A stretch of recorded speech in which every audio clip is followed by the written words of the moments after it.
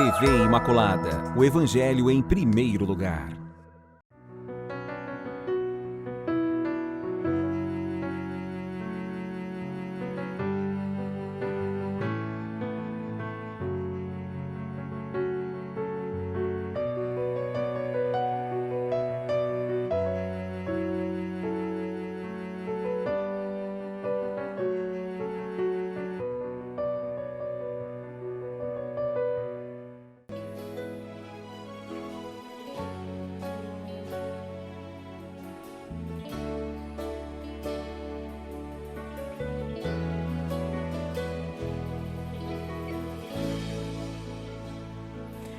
Olá, uma saudação muito carinhosa para todos vocês que estão aqui. Nós estamos de volta ao programa Respostas, eu, Padre Adriano. Um abraço muito intenso, afetuoso a todos vocês que nos acompanham aqui pela TV Imaculada, essa TV tão cheia de esperança, de luz, que tem uma programação que reanima, reforça a nossa fé, nossa esperança e também anima nossa caridade. Muito bem, muito feliz por estar aqui. Deus nos permitiu mais uma vez esse programa Respostas que está a serviço da comunidade exatamente porque estamos num tempo onde que se diz tudo e o contrário de tudo, nós precisamos um pouco de uma iluminação, de uma orientação naquelas questões que dizem respeito às nossas escolhas, à nossa fé, para que estejamos inclusive cada vez mais conscientes daquilo que nós cremos, né? Nossa razão seja capaz também de alcançar nossa fé e nesta fé sermos capazes inclusive de iluminarmos nossa estrada, nossas opções, nossa vontade, todo o nosso querer, o nosso viver. Muito obrigado mesmo pela participação de todos vocês. Eu volto e meia encontro alguém que aí pelas ruas eu encontro alguém que assiste o programa e eu fico feliz. A gente fica muito feliz com isso, né? E a gente pode melhorar sempre, estamos aqui a serviço aqui pela TV Imaculada. Eu não sei se é a primeira vez que você está participando desse programa, mas eu gostaria de dizer, se você está vindo pela primeira vez, né? Está vindo, né? Olha só. Seja muito bem-vindo, que bom! E só para dizer um pouquinho como funciona o programa Respostas, primeiro bloco nós vamos fazer uma reflexão. É um momento de reflexão a partir de um tema. E esse tema, ele vem da leitura de um documento muito importante que orienta o caminho da Igreja nesse novo milênio. E nós podemos dizer que esse documento foi construído no Concílio Vaticano II. E esses temas, todos eles, eles são predispostos numa determinada ordem, assim como aparecem no documento. Mas são documentos que iluminam o caminho da Igreja, iluminam o caminho do cristão, sobretudo dentro desse novo período na nossa história. Então, esse é o primeiro bloco, bloco de reflexão a partir de uma leitura. No segundo e no terceiro bloco, você sabe que o pessoal aqui está sempre à disposição. Se você manda sua pergunta, então nós vamos trabalhar respondendo as perguntas que vocês nos enviam aqui pelo programa Respostas. Isso acontece no segundo e no terceiro bloco. E vamos já para o trabalho, né? Vamos trabalhar e nós vamos começar hoje a reflexão sobre o tema de hoje. O tema de hoje do nosso programa Respostas é a atividade humana viciada pelo pecado. Veja, o tema geral desses últimos programas é o título, vamos dizer assim, maior, né? Atividade humana no mundo. E agora, o que nós vamos olhar? Quando essa atividade humana também, o pecado também atingiu nossa vontade. E por vezes a atividade humana se encontra orientada para o mal. E em que sentido nós precisamos então entender que nossas atividades precisam voltar à sua essência, precisam voltar à sua finalidade primeira, que é construir o caminho da vida, que é construir o caminho da planificação de cada um de nós. Por isso que nós vamos olhar o que acontece com a atividade humana quando se deturpa o sentido e o significado dessa mesma vida humana. Então agora não vou ficar comentando muito, porque às vezes eu me empolgo, mas nós vamos agora diretamente para a leitura desse tema de hoje e aí na sequência a gente volta para a reflexão. A atividade humana no mundo. A atividade humana viciada pelo pecado, parte 2. Por isso, a Igreja de Cristo, confiando no desígnio do Criador, ao mesmo tempo que reconhece que o progresso humano pode servir para a verdadeira felicidade dos homens, não pode deixar de repetir aquela palavra do apóstolo: Não vos conformeis com este mundo, isto é, com aquele espírito de vaidade e malícia que transforma a atividade humana, destinada ao serviço de Deus e do homem, em instrumento de pecado.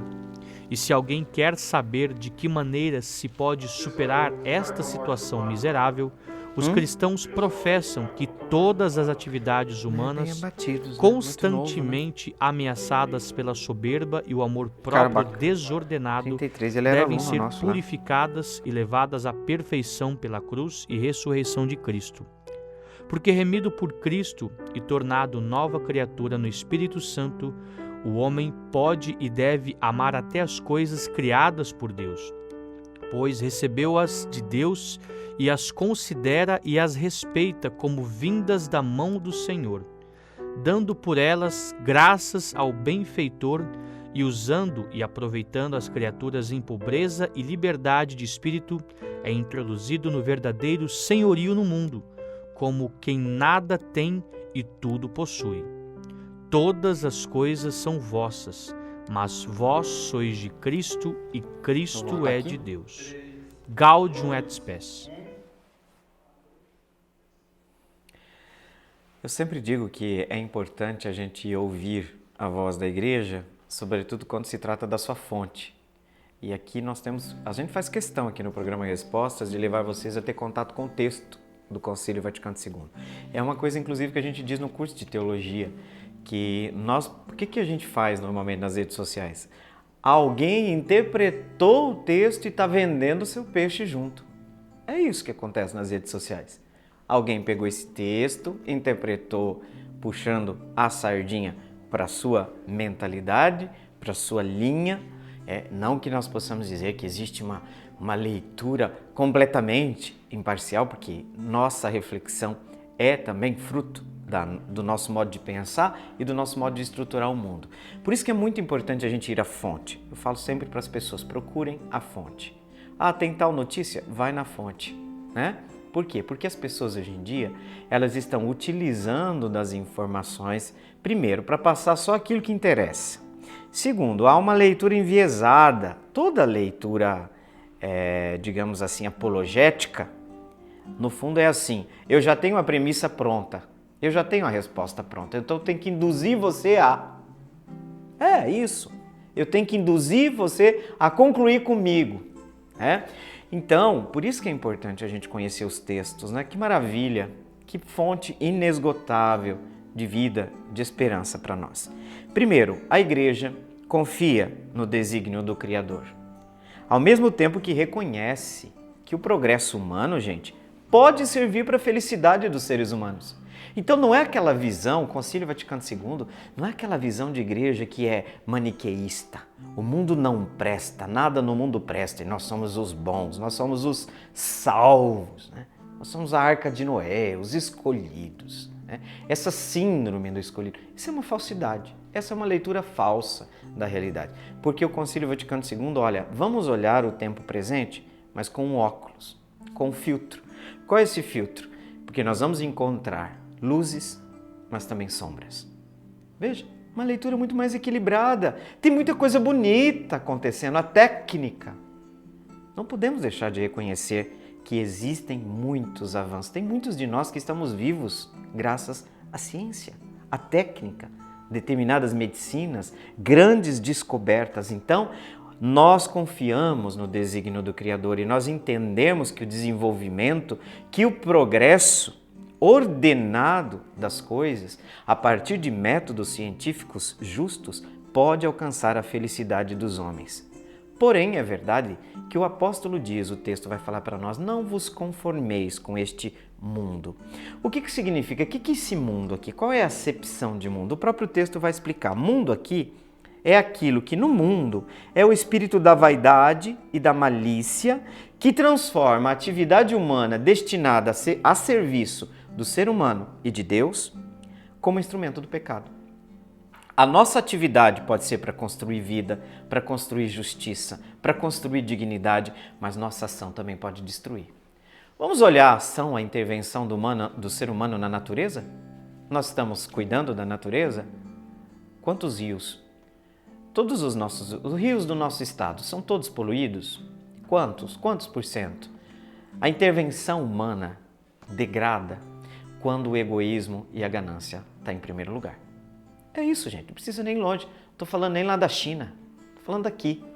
Então, a atividade humana, se ela como é destinada a serviço de Deus e dos homens, se o ser humano não cuida desse espírito de vaidade, de malícia, que está dentro de cada um de nós, ele vai destinar essa atividade humana passa a estar a serviço do mal, passa a estar a serviço do pecado.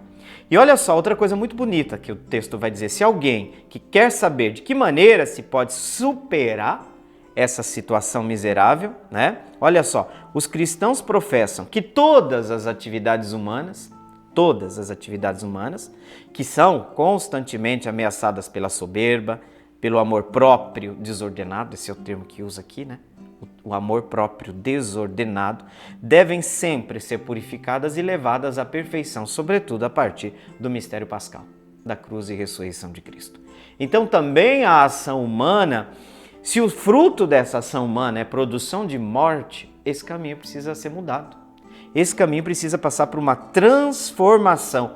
Por quê? Porque quem está em Cristo é uma nova criatura no Espírito Santo. E também, nesse sentido, o homem pode e deve amar até as coisas criadas por Deus. Então não é aquela visão pessimista. Gente, eu acho lindo o sol, esse mundo criado, né? Nós temos que resgatar a dimensão da contemplação. Falava ontem na aula sobre o ser humano e o cuidado, a questão do nosso cuidado com a casa comum. Qual foi a última vez que você tirou o sapato, tirou o chinelo e andou descalço na grama, no chão? Já pensou? Claro que eu não estou falando aqui que vocês precisam começar a abraçar a árvore ou coisas do gênero. Pode fazer também, mas nós precisamos retomar a nossa comunhão com o criado, com a criação. Então nós podemos e devemos amar as coisas criadas por Deus. Vamos parar com aquele tipo de espiritualidade que vê o mundo só o negativo.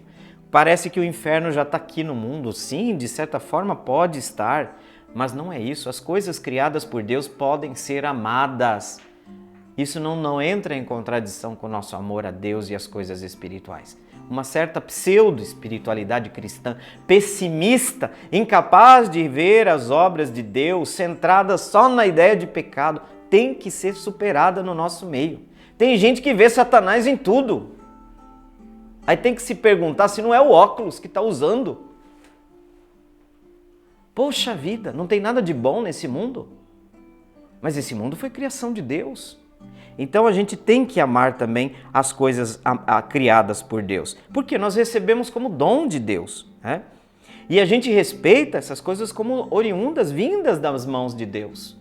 O mundo criado, a beleza das coisas. Então, não dá para pensar um cristão que não contempla, né, a natureza, a vida, essas coisas que Deus criou para nós.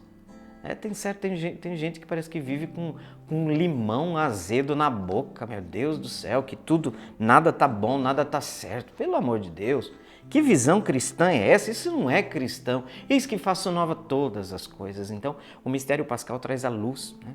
A luz. Estamos nas trevas, mas vem a luz. E por último, nós temos que dar graças a Deus pelos seus dons, por tudo aquilo que Deus fez para a humanidade, né?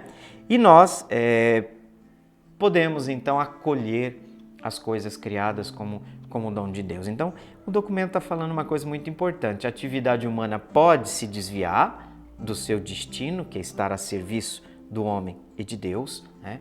Pode estar a serviço simplesmente do egoísmo de alguns, né? Mas isso aqui eu estou falando lá da China, tá? Esse problema nós não temos aqui, não, né? Que as pessoas olhem só para elas mesmas, né? Mentira, todo canto tá assim, né? Então, e a gente precisa retomar, a gente precisa purificar esse caminho e retomar o caminho da vida. O que significa?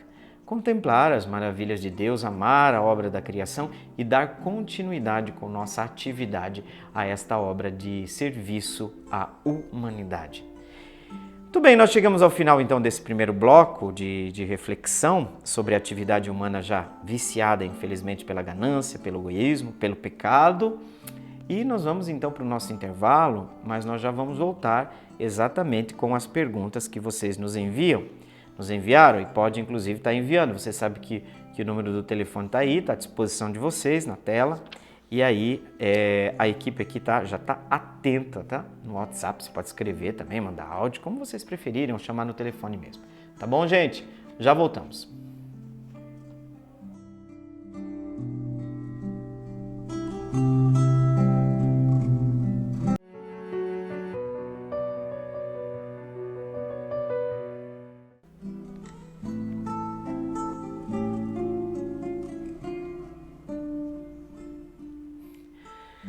Estamos de volta, programa Respostas. Queremos agradecer a todos vocês que estão participando ali também pelo WhatsApp, tá? O pessoal tá mandando ali bom dia, tá saudando a equipe, mas pode vir sua pergunta também, tá? Tem alguma dúvida por aí? Manda para nós, tá? O número do telefone que a gente coloca à disposição de vocês, 993470532, 993470532. E vamos então para as respostas às perguntas que vocês nos enviam. Eu não me lembro, não me recordo bem, mas me parece que essa pergunta ela já veio umas 2 vezes aqui no programa. Mas é oportuno que essa pergunta retorne, porque ela toca em muitos princípios que eu diria que o espírito do mundo entrou na igreja e a gente já não está conseguindo distinguir a obra de Deus da obra do mal, né? Não tá a penumbra ali, né? E a gente precisa tratar desse assunto sim. Embora tem muita gente que vai entortar o nariz, não tem problema, pode entortar, tá? É assim, nem sempre eu escuto aquilo que eu gosto, então. E a gente precisa então entender o que pensa a igreja e é isso que importa aqui nesse momento. Exatamente, a pergunta é essa. O que pensa a igreja sobre a pena de morte? Repetir, é a pergunta da Amanda lá do Jardim Radialista. O que a igreja pensa sobre a pena de morte? Veja, a gente tem que buscar o que a igreja pensa. E onde é que a gente busca o que a igreja pensa? Nas fontes, sobretudo o catecismo da Igreja Católica, a doutrina, o compêndio de doutrina social da igreja, e você pode procurar no site da Santa Sé as inúmeras intervenções dos pontífices, sobretudo do pós-concílio Vaticano II, onde nós vamos abordar esse tema. Há muita confusão na cabeça das pessoas hoje. Haja vista que nós temos uma reinterpretação desse princípio que foi aplicada na última mudança do catecismo em relação à pena de morte. Antes, o que existia? Existia tantos empecilhos para que praticamente nós podíamos dizer que o não era quase explícito a pena de morte. O que aconteceu agora? Ele é explícito. O cristão não pode defender, o cristão católico, não pode defender a pena de morte, porque hoje a igreja, no seu entendimento e na sua compreensão, entende que a pena de morte é um pecado. A pena de morte não é aceita pela igreja. Vamos fazer o caminho para explicar? Vamos começar. Qual é o princípio que está por detrás do não da igreja à pena de morte? Mas, padre, em nenhuma circunstância? Em nenhuma circunstância. E por que esse não hoje tão explícito? Vamos lá? Primeiro, fidelidade ao princípio. A vida humana é inviolável. Quer um outro palavrão? A vida humana é sagrada. É sagrada no embrião? É sagrada no adulto? É sagrada na criança? É sagrada no idoso? Todos os nãos que a igreja dá na área de bioética é a morte. Mas não é um não. É por causa do sim à vida que a igreja diz não à pena de morte, não ao aborto, não à eutanásia. É o sim que a igreja está dando. É um grande sim, porque na vida não se toca. Ah, mas e quem não respeita a vida humana? Para ele não é inviolável, mas a ação dele não muda a nossa, não muda nosso princípio. O princípio permanece, ninguém toque em Caim. Porque Caim, quando foi assinalado como pecador depois que ele assassinou o irmão, o que Deus diz? O castigo de Caim. Você vai perambular pelo mundo, mas como é que eu vou fazer? As pessoas vão me matar. Ninguém toque Caim, fica tranquilo. O que significa? Nem mesmo o assassino, o princípio muda. O princípio não muda. Agora vem uma questão. E a legítima defesa? Mas quem foi que te disse que legítima de defesa é direito de matar? Legítima defesa é direito a se defender. É diferente. Se nessa defesa, tá? Se nessa defesa da sua própria vida, ou no caso, a polícia, né, que tem nas mãos o poder da segurança pública, para salvar uma vítima, não tem outro jeito, senão no nível de proporção, ou seja, eu tenho que usar o princípio da legítima defesa, diz que tem que haver proporção entre a defesa e o ataque. O que é proporção? Se o cara me vem com uma faca, a proporção que eu tenho que usar com ele é para me defender de modo que eu não seja morto por uma faca. O cara está com uma arma, eu vou usar a proporção. O princípio da proporção. Eu uso uma força, a mim é autorizado usar uma força na proporção que me permita a defesa da minha vida. Mas e daí, padre? Mas nessa defesa acabei matando a pessoa. Você não matou porque você não feriu o princípio, porque ficou comprovado que o que você estava fazendo, que você usou a defesa com força proporcional. Se você não tivesse feito isso, quem morreria? É você. A pena de morte não é aceita pela igreja. Ah, mas o meu partido... O que eu posso fazer se você se deixou levar pelo espírito do mundo? Ah, mas aquele cara é um assassino. Ele não olha para a vida como um elemento sagrado, mas nós não. E o nosso critério, a nossa regra não é o critério do assassino. O Estado, inclusive a igreja diz que o Estado não tem poder absoluto. Se você autorizar a pena de morte no Estado, você está dizendo que o Estado, que César tem direito de vida e de morte do cidadão, mas não tem, porque só Deus tem esse poder.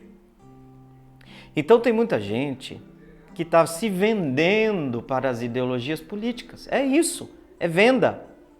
Porque nenhum princípio, como a gente faz hoje, esses programas televisivos policiais, né, que a gente adora ver sangue, né, e que mata, que está caçando o ser humano como se estivesse caçando um bicho. Isso não se coaduna com o cristianismo.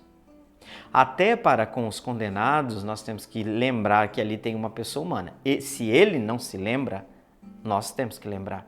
Porque a lei não é feita pelos bandidos. A lei é feita pelo Estado de Direito. A lei é feita pela democracia. A lei é feita para salvar o ser humano. Então, no caso da legítima defesa, se o grau de proporção de forças significa que para salvar a vida da vítima, o violento tem que ser sacrificado, não tem jeito. Mas aqui eu vou repetir, legítima defesa não é direito de matar. Legítima defesa é direito de defender-se com o uso proporcional de forças. Então, se uma pessoa... Vale para a polícia também. Nós não temos um Estado, no nosso Estado não faculta a pena de morte. Então, não vejo como comemorar uma chacina. Não tem como comemorar. A dizer que você vai... O coronelismo está voltando, né? Sobretudo quando muita gente do exército, da polícia está se candidatando e parecendo como coronel. Por quê? Tem gente que quer o coronelismo de volta. Sabe quando eu cheguei aqui no Mato Grosso do Sul, eu lembro que algumas pessoas diziam, né, se vantando, batendo no peito, aqui quem manda é o 38. Tá assim de novo. Tá um monte de gente aí falando a todos os cantos, né, que quem tem que mandar é o 38. Né? Então a barbárie, tá voltando a barbárie no meio da sociedade. E a gente cria aí a televisão porque mostra o momento da maldade dessas pessoas, dos bandidos, né, que precisam ser punidos com certeza absoluta. Tomara a Deus que nós tenhamos no legislativo uma legislação mais dura. Diz que esses dias foram tornar hediondo o crime contra crianças, o assassinato de crianças. Meu Deus, mas por que já não era? E aí vocês podem perguntar por que o Papa colocou agora de maneira explícita que a pena de morte não é admitida em nenhuma situação da igreja? Sabe por quê? O Papa dá um motivo muito grande. Hoje a sociedade tem condições de parar o agressor. Ou seja,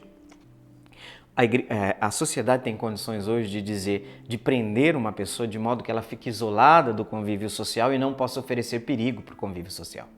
Antigamente nem sempre se conseguia isso. Então a gente precisa de leis mais severas, a gente precisa de mais polícia, inclusive polícia bem mais paga.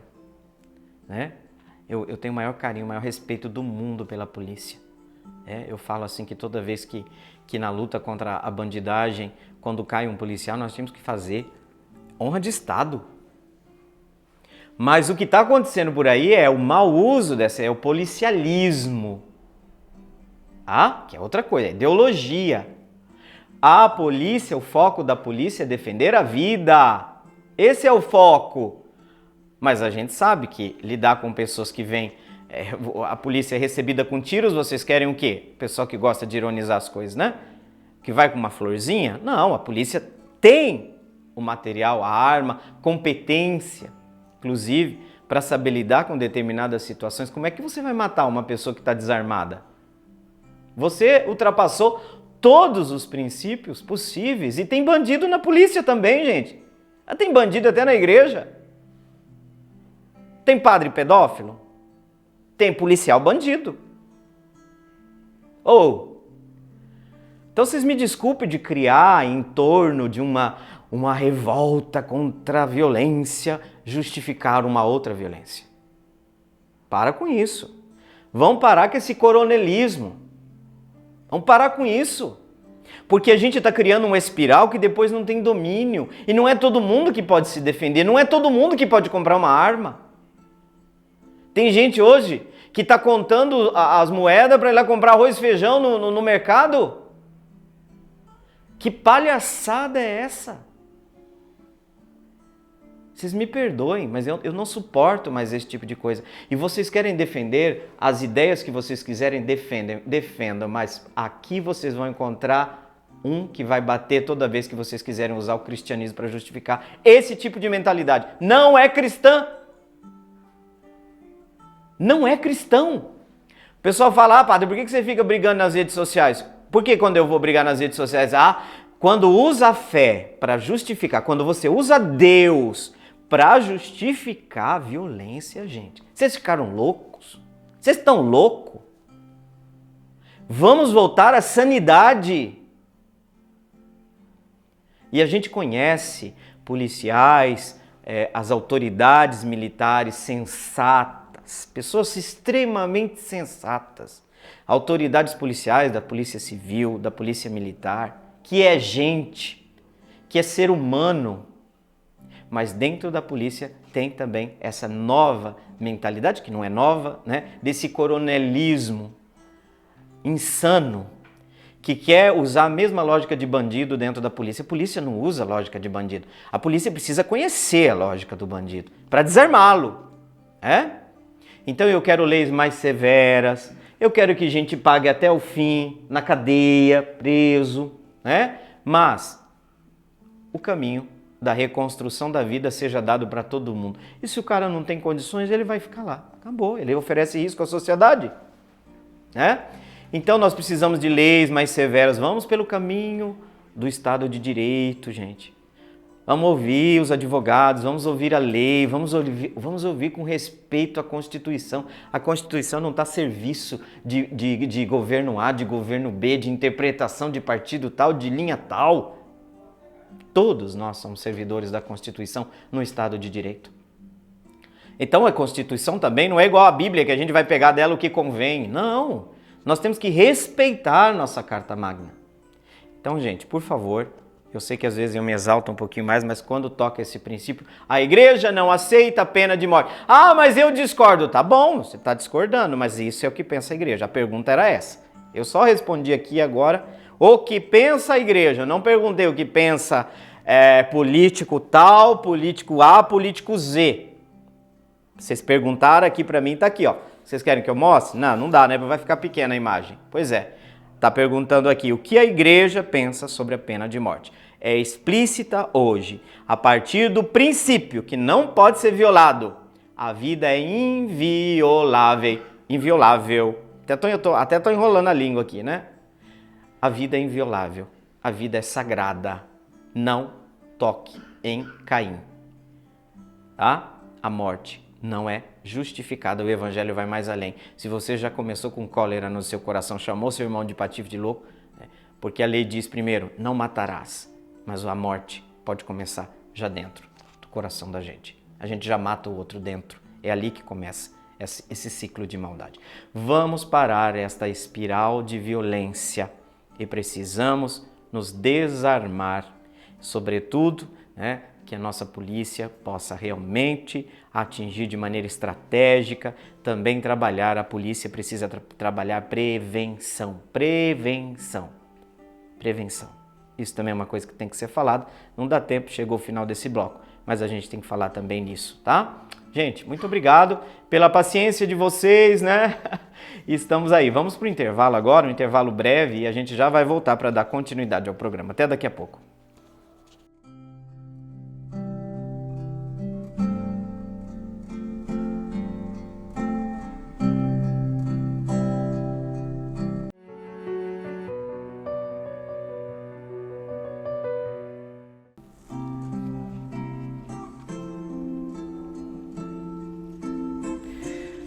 De volta ao terceiro bloco, o programa Respostas. Que bom que a gente pode continuar um pouquinho mais tempo juntos, né?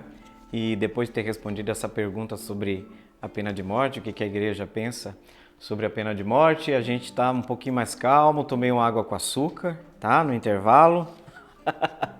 Não tomei não está precisando tanto não, né? Eu falo assim que o pai e a mãe, às vezes, quando o assunto é pesado, o pai e a mãe se exaltam um pouquinho, né? Exatamente porque quando está em questão princípios importantes, valores. Porque tem tanta gente aí falando da boca para fora de valor, mas é assim, é um valor bem enviesado, né? Uma escolha bem parcial, né? Então, a gente precisa da fidelidade ao princípio. E o princípio da inviolabilidade da vida humana não se toca. Não se toca porque depois, gente, vem uma sucessão de problemas associados a isso. E aí a gente mexe na estrutura do prédio, tá? Isso aí. É esse. Você mexe no princípio, você está mexendo na estrutura do prédio. Pessoal de arquitetura aí, se eu não falei nenhuma heresia nesse campo, pode ligar, escrever ali, ó. Não. Eu falei alguma coisa. Eu falo na homilia, às vezes, tem psicólogo aqui. Se o padre falar alguma teoria errada aqui, vocês, pelo amor de Deus, vai lá na sacristia depois, que na próxima missa a gente corrige. Nunca aconteceu, não sei o que foi, né? Mas tá bom, não sei se foi o padre que não tá falando fora da casinha não, né? Muito bem, pergunta agora, uma pergunta interessante, nós vamos para o campo da história agora, né? Cláudia, do Centro, a pergunta dela é: o que foi a Santa Inquisição e qual a participação da Igreja nisso? Vamos lá, Cláudia. O que é importante?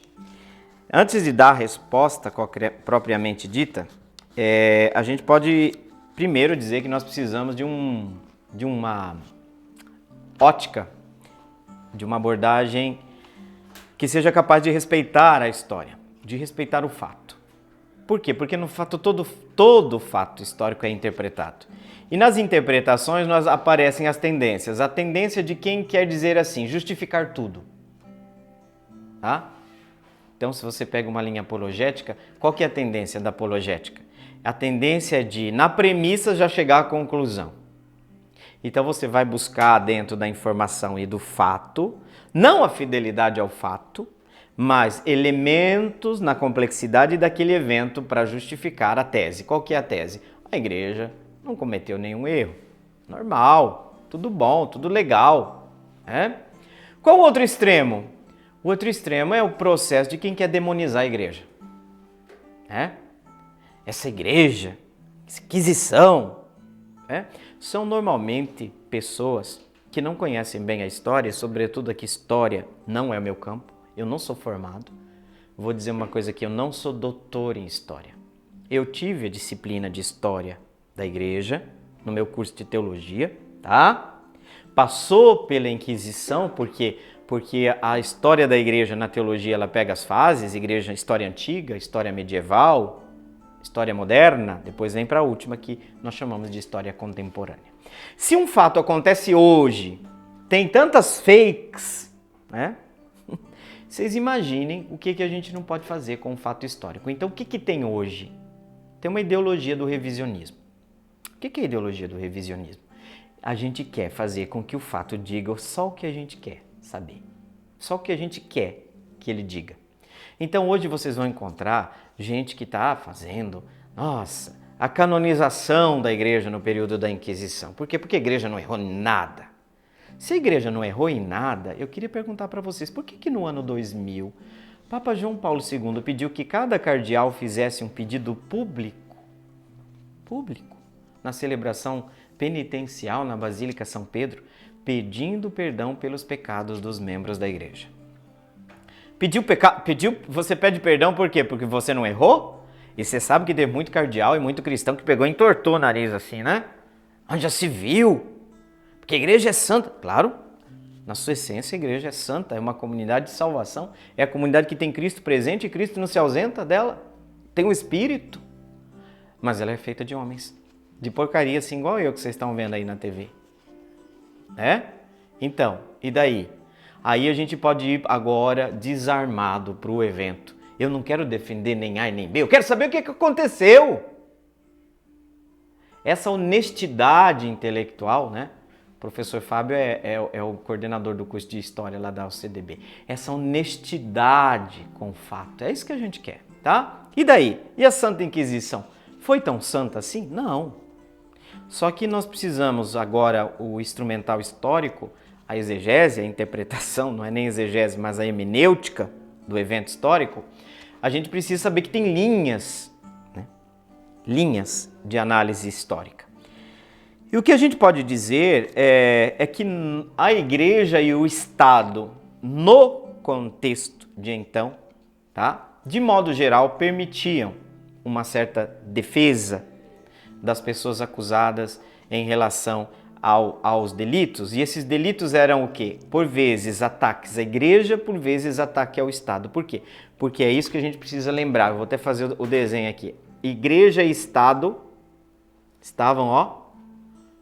Você atacar a igreja era como se você estivesse atacando. Sabe aquela história, dai a Deus o que é de Deus e de César o que é de César? Não existe ali. Não existe. Deus e César estão ali, ó. Tá?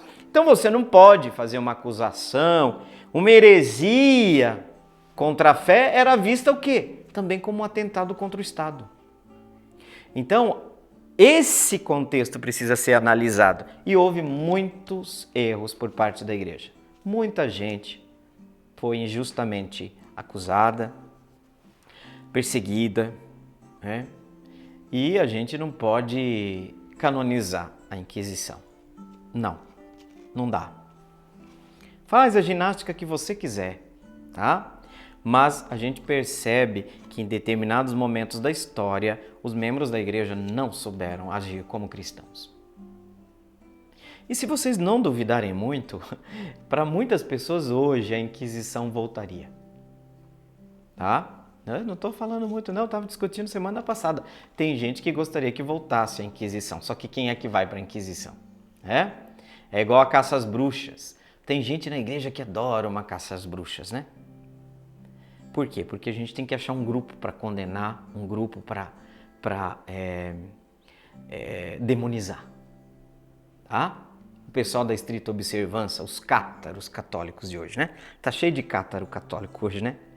Os grupos que eles querem demonizar, para quê? Para justificar a perseguição. Não pode comungar, não pode fazer isso, não pode fazer aquilo, né? Os cátaros modernos. Povo mais santo que o Papa. Uma arrogância. Não tem nada a ver com Nossa Senhora. Faz consagração a Nossa Senhora. Nossa Senhora é uma pessoa humilde. Você vive pontificando contra o Papa. Qual Nossa Senhora é essa que você se consagrou?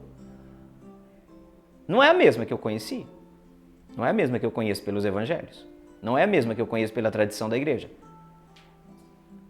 Pelo amor de Deus, gente. Vamos parar. Vamos parar com essa palhaçada. Então, vamos olhar a Inquisição de acordo com os registros, né? Que teve pessoas... Tive processo porque tem várias inquisições. Tem a Inquisição espanhola, tem a Inquisição que chegou aqui no Brasil pelo braço de Portugal. Então, muita gente... a gente fala assim, todo processo humano consegue fazer justiça? O mesmo você pode dizer, você fala hoje, a justiça às vezes não falha, tá? Tá? Isso significa que a gente vai jogar a justiça fora? Não. Mas a justiça às vezes não falha. A Inquisição, em muitos dos seus processos, foi extremamente injusta. E em muitos lugares foi usada como força de poder para perseguir pessoas que pensavam diferente, né? Demoniza e daí justifica. Eu tiro subjetividade do outro, o outro vira uma coisa. Eu posso matar. Aí eu já posso matar. Né? Então, foi uma falha, até porque essas condenações, você imagina, a condenação à morte. Hoje a igreja tem uma visão que é absolutamente contrária à pena de morte. Acabei de falar. E por que a igreja desse tempo não viu isso? Eu não sei, mas de qualquer forma, as pessoas eram condenadas à fogueira, né? Existiram também algumas condenações mais brandas e processos onde se admitia tortura. É sim, muita gente confessava sob tortura. E não sabemos nem até que ponto essas confissões eram realmente assim, né? Verdadeiras, porque sob tortura. Né? Então, o que eu peço? Que todos nós entendamos que a própria religião é uma estrutura que passa pela sua realidade humana, que é tocada por essa realidade. Haja vista, gente, basta olhar hoje. Basta olhar o nosso hoje. Como é que a gente percebe que por vezes a religião é utilizada para ganhar voto, né? A religião é usada para espalhar ideologia. Então hoje também o púlpito entrou no espírito do mundo, né? A serviço da política, perdeu sua essência, virou as costas para o evangelho. Hoje, estou falando hoje, 2022, é isso? Não é 2022? Estamos em 2022. Hoje você vê a religião, por vezes, a serviço da injustiça? Vai, gente. Preciso ficar enfeitando aqui, preciso ficar fazendo muitas voltas históricas. Então, assim, só que não pensem a Inquisição segundo os critérios dos moldes que a gente tem já de ataque e demonização da igreja. Muitos desses processos, dependendo do lugar, porque eu falo, não existiu uma única Inquisição, existiram vários processos. E aqui eu sempre digo, procurem academicamente historiadores sérios, historiadores que são capazes de contar a coisa como ele foi, não como a gente gostaria que fosse, tá? Então tomar muito cuidado, porque tem muita gente aí pagando de doutor em história nas redes sociais, né? Com esse revisionismo, que quer dizer que a igreja não teve culpa nenhuma. Teve sim, teve sim. E tem que admitir para não cair nisso de novo. E não podemos nem esquecer. Temos que refrescar a memória sempre, para que a gente não caia de novo na traição do evangelho. É isso, gente. Né? Então a Inquisição, a participação da igreja era você está perguntando aqui, né? Existiu a participação da igreja, claro, mas também do Estado. Por quê? De certa forma, quem matava era o Estado. Né? Então, quem é que ia lá e prendia? Não era o bispo, não era o padre, era o Estado. Então, igreja e Estado, eu preciso que vocês levem em conta que nós temos um contexto extremamente distinto do que nós vemos hoje. Tá? Igreja e Estado estão juntos. Vamos olhar um Estado islâmico, não um Estado islâmico, deixa eu reformular aqui. Né? Em alguns lugares onde tem o fundamentalismo islâmico, que, por exemplo, você roubou, corta os dedos, ali religião e Estado estão, né? O ISIS, né? É ISIS o nome, né? Do pessoal lá dos fundamentalismos, o Estado do ISIS lá, que a gente viu. A execução de várias pessoas. Por quê? Porque elas diziam que eram cristãs. Qual que é o erro dessa pessoa? Ela não fez nada, ela não matou ninguém, ela não infligiu nenhuma lei. Ela simplesmente disse que ela não tem a fé islâmica. Matou. O que aconteceu? O que acontecia nessa época? Alguém que era suspeito de bruxaria, qual que era o problema? Que todo mundo podia denunciar todo mundo. E o que existiu? Muita gente que denunciou pessoas que não fizeram aquilo. Muita gente. Porque eu tinha uma raiva com um vizinho, eu ia lá na Inquisição, no tribunal e denunciava a pessoa, né? Então muita gente foi perseguida, muita gente foi morta, né?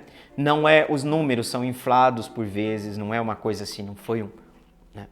Por vezes o número é inflado, mas é isso, eu estou procurando gente honesta intelectualmente. Tá difícil de achar, mas a gente acha por aí, tá? Então, é preciso ver a Inquisição com esse olhar mais sereno, com essa capacidade de extrair da história aquilo que aconteceu. A gente não quer nem mais nem menos. Nós queremos o dado histórico, né? E aí ele passa pela interpretação de várias escolas históricas, né? Porque a própria história tem suas várias linhas de interpretação. Mas é isso, essa Santa Inquisição não foi muito santa, não, né? Teve muita injustiça que aconteceu e a gente tem que recordar sempre, não ficar fingindo que isso não aconteceu, até porque o perigo de repetir é maior, né? Então, é preciso ter consciência desses aspectos, né? A perseguição a pessoas inocentes continuou, sempre teve, gente. Tem hoje. Hoje também tem gente inocente. Volta e meia você pega a notícia aí de alguém que ficou 15, 20 anos preso. Inocente, né? Tá certo? Pessoal, então com essa pergunta sobre a Santa Inquisição, nós terminamos as perguntas de hoje, porque nós já estamos no final do nosso programa. Fica aí a promessa do nosso reencontro. E nós queremos pedir, como de costume, a intercessão de Maria Imaculada, exatamente porque Maria é sem mancha, para que ajude que a igreja, que todos nós cristãos sejamos sem mancha de egoísmo, de pecado, de injustiça, né? Que Maria nos ajude. Que por intercessão de Nossa Senhora, de Maria Imaculada, desça sobre cada um de vós, sobre sua família, sobre seus projetos, sobre seus trabalhos, a bênção de Deus Todo-Poderoso, Pai, Filho e Espírito Santo. Amém. Com um abraço bem apertado, eu saúdo todos vocês aqui do programa Respostas. Continue na programação da TV Imaculada e até o sábado, se Deus assim nos permitir.